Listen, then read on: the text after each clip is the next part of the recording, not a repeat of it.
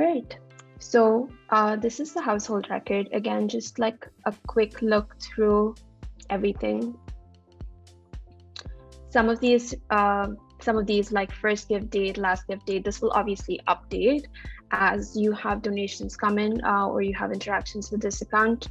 So that's not something that you're going to be manually changing up, but same for all of this down below. But what you might be doing is you might add more people into this household. So let's say right now, if I wanted to go in and add another individual, maybe Seamless Dad, I could go in over here, create new contacts, click new contacts. So let's say it's Christina.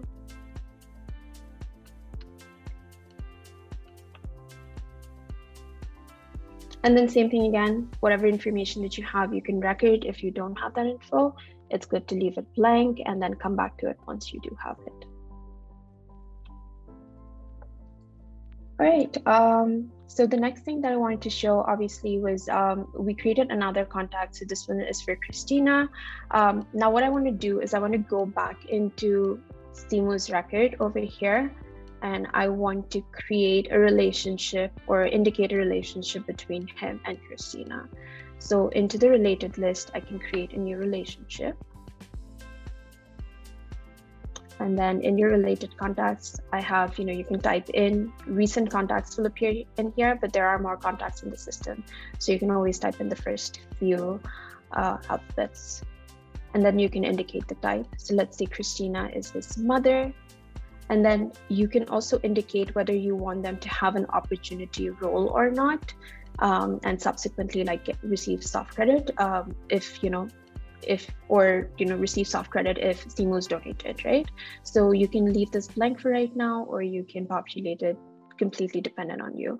Let's say if Christina wasn't his mother, if she was his friend, and Christina's basically the one who's made that connection, you might want to list this person as a solicitor instead, right? So, and that way, they're getting soft credited on all of the different opportunities or the donations that he makes. So that would be sort of the use case when you would use this field over here. You can also indicate whether this relationship is current or former. Mother, of course, is current. That makes sense. So I'll just do a save.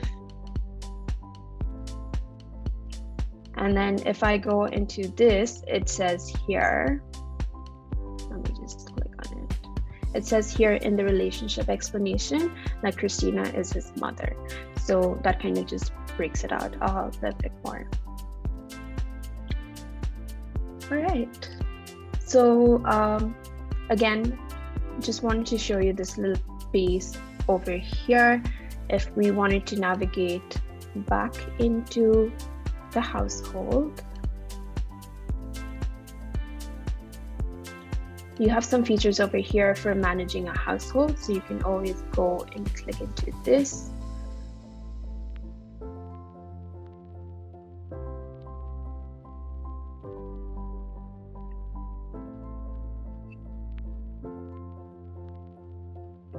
Okay. And what it basically allows you to do, you can add in more members from within here. You could have also done that in the past screen, but you can kind of specify certain things like, changing the household address, mentioning, who should appear in the household, formal greeting, informal greeting, the household name itself, and so on. So you're able to kind of manage all of that from within here. This is obviously set to the automatic default, which is basically taking into account all of the different household members, but you can uncheck that as well if you want. All right. So at this point, what we want to do is we want to create an organization or like a government account of some sort, like a government body account of some sort. So there are two ways of doing that. Obviously, you can go into the accounts tab. You can also use this. You can use this to create that new organization. So whichever you prefer, right? I'll just do it the old school way.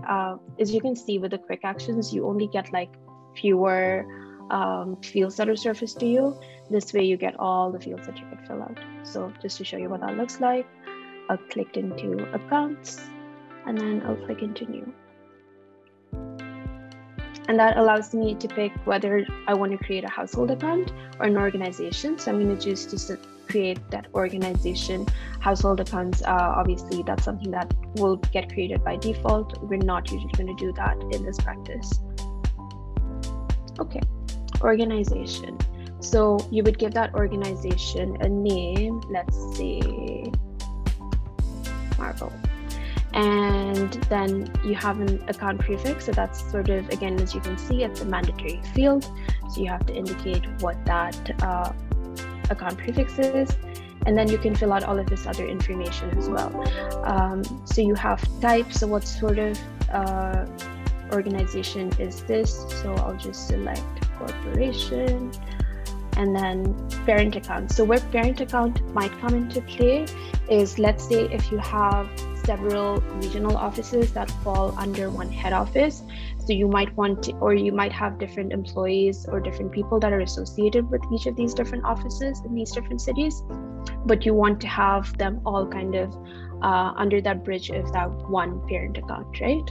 So that's sort of when you might want to use this parent account field, if that is a use case at all. If not, you can leave this as blank. That's completely fine as well. Then you might want to pop in the phone number and the website. Let's say this.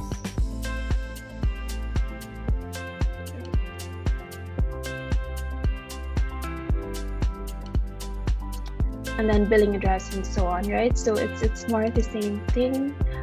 We do have some things over here. Again, this is on the donation management side, where within major gifts, they might be also nurturing opportunities or relationships with organizations. So that is what this proposal status is for. But other than that, I think for the purpose of this, we are good to proceed with this information. So I'll do a save. So at this point, there's like a number of things that can be done. So as you can see, you have affiliated contacts.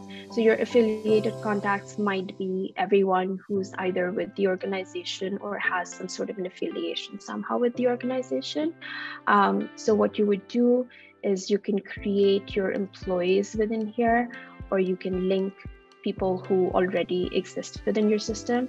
So I'll just go and create a new affiliation. So let's say the person is Jimmy Kimmel. He's associated with Marvel. His role is employee.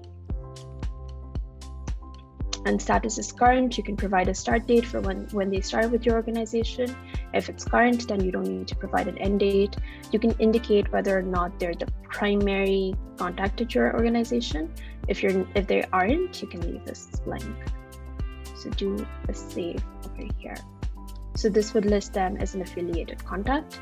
We might also have Simo Liu as someone who is associated with Marvel. He might be the primary contact. So you can kind of repeat that same exercise to creating him as an affiliate, or you can just directly link him in here.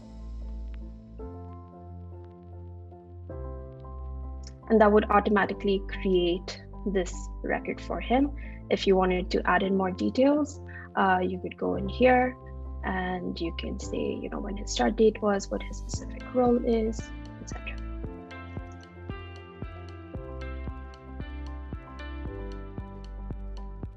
So this is what it would look like.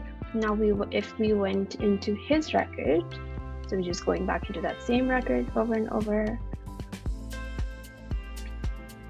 we will see that over here, it's indicated that he has an organization affiliation with Marvel. Is this his primary affiliation? That's something that you would have to indicate. So an organization's primary contact is one thing, and this primary affiliation indicates as to of all his affiliations. So he might have more than one affiliation with different organizations. Is this the one primary one? So if you wanted to indicate let's say this is his employer, so good reason to think this might be his primary, you can check this off.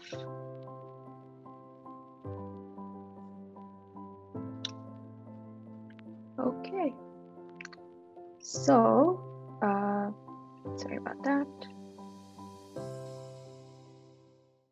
So as you can see, even on his record itself, it's listed primary affiliations as Marvel. We will see that over here, it's indicated that he has an organization affiliation with Marvel. Is this his primary affiliation? That's something that you would have to indicate. So an organization's primary contact is one thing, and this primary affiliation indicates as to, like, you know, of all his affiliations. So he might have more than one affiliation with different organizations. Is this the one primary one? So if you wanted to indicate, like, you know, let's say this is his employer, so good reason to think this might be his primary, you can check this off. So now we go back into this record, and let's just assume that we have a grant that's come in, basically, that Marvel has in kind of collaboration with another government organization that they're providing, right? So for this grant, what you would do in that instance is go into that account, that specific account that is offering that grant or that is open to that grant, and you would click new grants in here. And basically what that asks you is first download that, again, preliminary information to get you started. And then as you go in, you can start populating more info. So close date is a required field on Salesforce's end. This is not something that we're able to amend, but this is more so for you to kind of set some expectations around when you're expecting that this grant might close. If that isn't a true date, again, you can always update that, or it does get automatically get updated once you if you're awarded the opportunity. But for right now, we'll just set like a ballpark next Tuesday, let's say, right? Actually, that's too close. And then the stage obviously defaults into prospecting already. At this point, you might want to fill out this information, or you might not. You can come back to it, but we'll just put in a requested amount. So we're going to put in 75,000. So that's going to be CAD. You can put in the expected grant period that you have during this prospecting stage. So that could be 1 year. Again, this is a free text field, so you're able to like put in whatever that information that you want to in here. At this point, you might also not know necessarily what specific funds it's going to, but you might have sort of more so a descriptive idea. So if you either know which fund or you have an impression of what sort of funds it might go into, you can put that in here.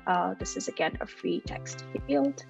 So shelter, and let's say rehabilitation. And you can put in a description for the grants, so more information on what that grant is about, etc. Do a save. And what that does is it creates that grant record. So from here on, we're going to go into the grant record and see what that looks like.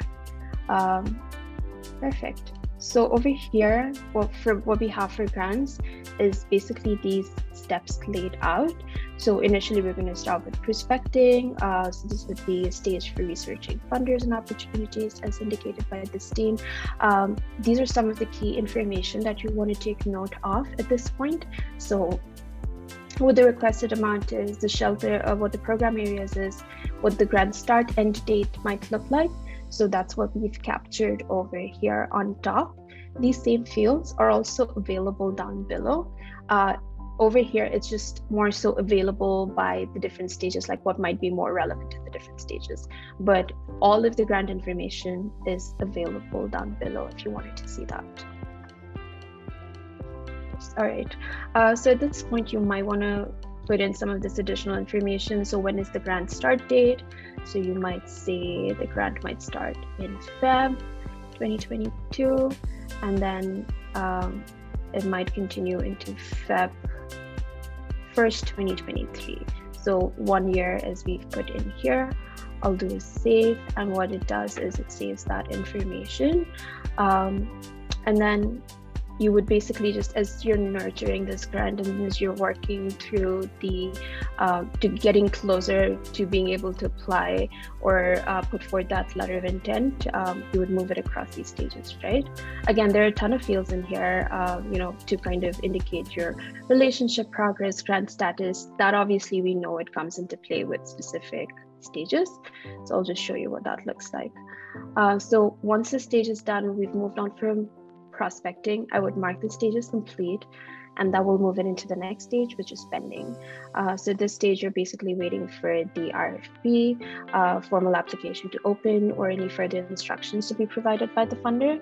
At this point, you want to track what the relationship progress is. Again, these fields, you might be just like updating it at this stage, but as you're going through the different, like your relationship from pending to LOI might evolve, and you will go into this portion over here and you can update what that relationship progress looks like.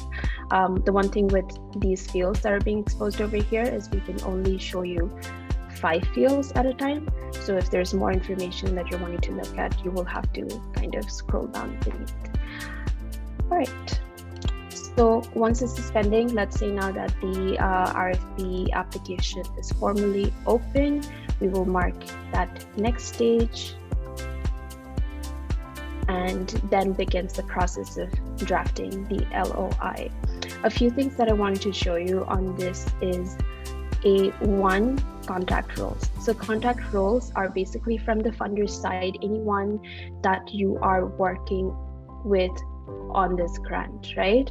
So let's say if I add that same person, Simo Liu, as the primary contact on this grant, what it's going to do is it's going to create a default contact role for him, so that, you know, whenever this grant is awarded, he will be he has a soft credit role, so he will be soft credited for this grant. And then similarly, you can add in more roles. So you can do an edit contact role, and you can add in more individuals who are associated with this grant for yourselves. So let's say you can associate over here. Even if, let's say, it's a board member, so let's say Jamie Wang is a board member who's somehow influenced this, you can add them in here as well. And that plays into the soft credit piece. So again, I would kind of look into, you know, what role to assign them based on that. Do a save.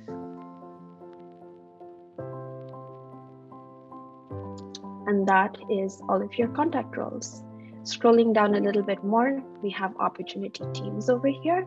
So opportunity teams is everyone from your side.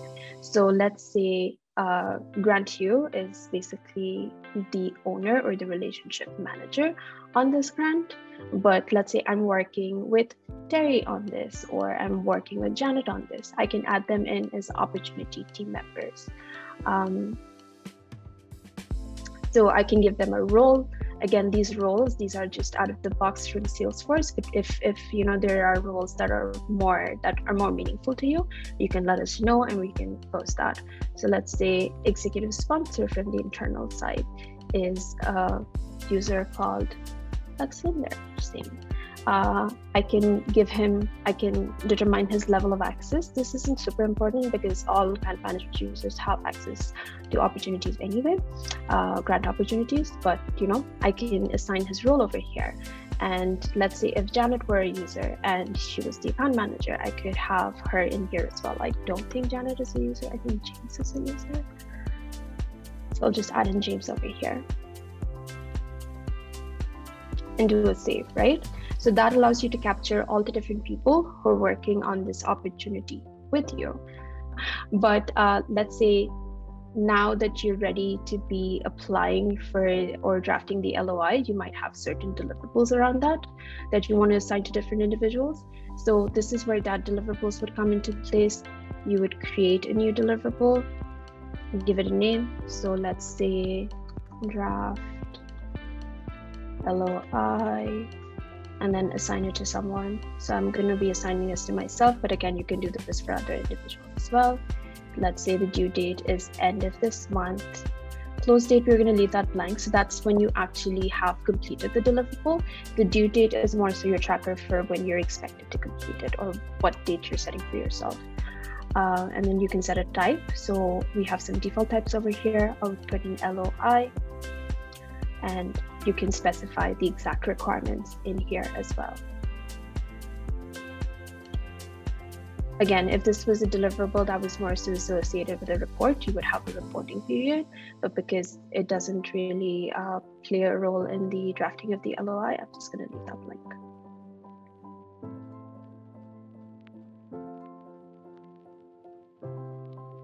Perfect. So now that we have that deliverable, I'll just go into that. You can break that deliverable down further if you wanted to. So let's say in the drafting of the LOI, if there are several steps that need to be undertaken, you can have a task for each one of those. Again, put in a subject, letter of intent, research, let's say, and then put a due date to Tuesday, and then just assign it to whoever you want to. I'll leave it to myself and do a save, right? Put in comments if you wanted to, and then I'll do a save. And then you can have several of these tasks. So the tasks can basically break up the different components of the deliverable. So that's how you would be tracking that on the grant. So I'm going to go back into the opportunities at this point. So let's say my deliverable, it's been done, it's completed. So I might want to edit that again and put in a close date. So I closed it today. I'll do a save. And then I have the LOI prepared.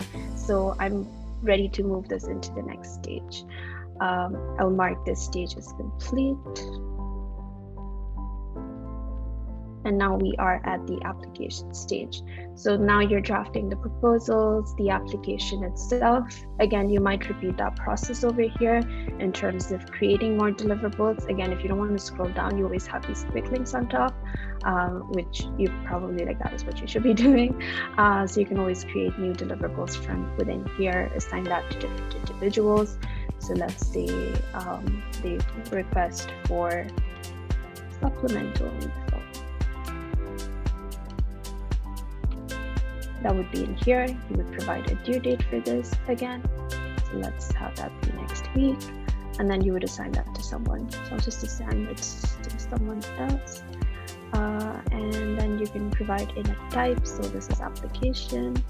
Do a save. You can obviously, you could have captured some notes in there to kind of outline the requirements. But yeah, then that would be a next deliverable, and sort of, that same thing. You would go into the deliverables. You can break that down into more tasks if you want, or if the deliverables is just enough, that's fine. All right. So at this point, now that we've applied, I can kind of mention what my application status is. So initially it's pending while we're drafting the application. I can do a save.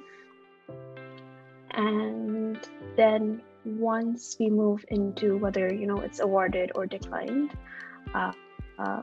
and while this is pending, actually, I can also put in what the expected grant period is at the application stage.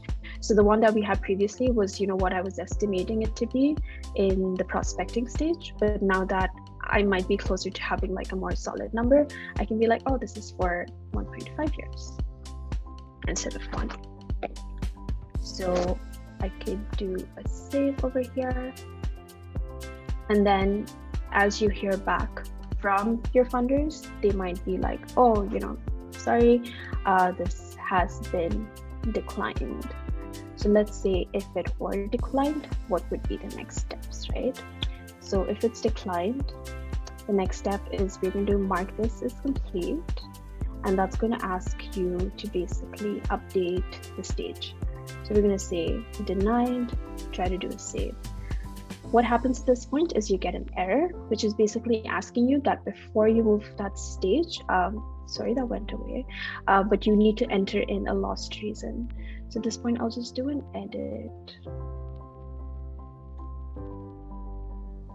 I'll do an edit. I'll try to update this, denied, do a save. It tells me that I need to enter in the lost reason. Why did they deny this? So I'll just put in went with another org, and then I'll do a save. So this is, again, it's a text field. You can put in anything in there, but this is just more so a check to make sure that you're recording the reasons if and when you're being denied grant applications, and that kind of becomes reportable data for you, so that in the future, like, you can kind of analyze and see if there's a trend in, like, why this is happening over and over, and if there are any remedial actions that you can take. But I can show you what it looks like on awarded. So this was just one scenario, right, where you've been denied the application. If you were awarded the application, so I'll just go back one step, and let's mark this as awarded and do a save. So now that this has been awarded, you might want to either, they might have additional deliverables around, like, more information that they require from you. So that would be, again, just doing that whole deliverables thing again. If not, and you're ready to close this off completely, you can put in, you can mark this as awarded as of today. So I'll just note that, select close stage, awarded, do a save. And as you can see, this close date has now been updated. So previously it was 31st, but now it's defaulting to today because I said that it was awarded today. All right, so now that you're at the awarded stage, there's some additional information that you want to put in. So this is the award amount. Previously we had provided in the requested amount. So maybe you were awarded 50,000, and then you have a contract date. So this is more so the date of, like, the contract, when the contract is, like, applicable from. So let's say that is 1st of Feb. And then we have the grant period start date. So now that you have all of that additional information, you can put that in, right? So grant period start date, grant period end date. Let's say it's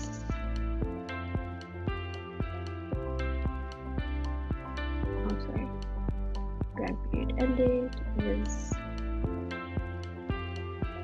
and then you have the grant status. So we'll just leave that as grant open and do a save. So that updates all of your information. You can always scroll down and you will see over here that your all of that information appears, but it's also calculated automatically the grant period. So that's kind of one of the things that gets automatically populated based on what you've entered over here. Right. The next thing would be if the funder has indicated that they would want all of this grant to go into a specific fund, you would create a GAU allocation to kind of indicate that. So I'll just click on GAU, put in manage allocations. And that lets you look into all of your GAUs will be built into your system. So I'll just put in IP. I'll do a search for that. So it lets me select this. I can indicate the amount or I can indicate the percentage. So that can be like partial allocation between this. So it can be like 50 and then the rest can go into like your general funds, or it can be 100. So that's completely up to you. I'll just make it 100 for right now, do a save. And then if I go back and I'll scroll down a little bit, I see that my grant code has been updated. So that's obviously the account prefix, and then you have the program code, and then you have the start and end date over here in that format that you wanted it. So that's what it looks like. Right. And then we have the matter of payments. So what will happen with payments is that whenever you click awarded, it automatically shows paid, but you can also always choose to like schedule, like edit this and like schedule this into the future, right? So in order to do that, what you would do is you would click on edit, do a save, and then you can schedule payments.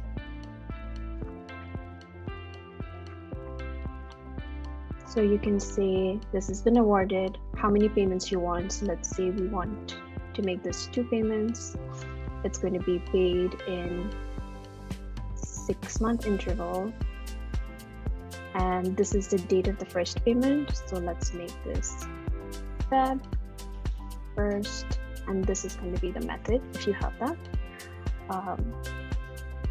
And that automatically calculates what your payment is going to look like. So it says 2525. If you want to modify that amount and you say, 15 is going to be paid up front, and then the remaining 35 is going to be after the fact, you can do that. These are the scheduled dates, and this would be the payment date once you've actually received it. So create payments. And now you have both of those payments laid out for you to be able to update once you've received them. So you can always go in. Let's say if one has been paid, you can make that paid off. You can put in the reference number in here if you want, and you can put in the payment date exactly. So let's say if it's paid on Friday, even though it was scheduled, if you receive it early, you can put it over here and do save. I am going to go over very quickly over soft credits. Again, that might or might not fully apply always to the grants management team. But if you wanted to soft credit an individual, what you would do for that is basically go into partial soft credits over here in this quick link. And then, actually, sorry, you don't even have to do that. You can just manage soft credits from here. If I were to do a manage soft credits, I would see that Jamie Wang, because they were assigned contact roles, but they weren't the primary contact, they've already been listed over here to receive full or partial credit. And you can either indicate whether they should receive full or partial, and then just like modify those amounts if you wanted to do that.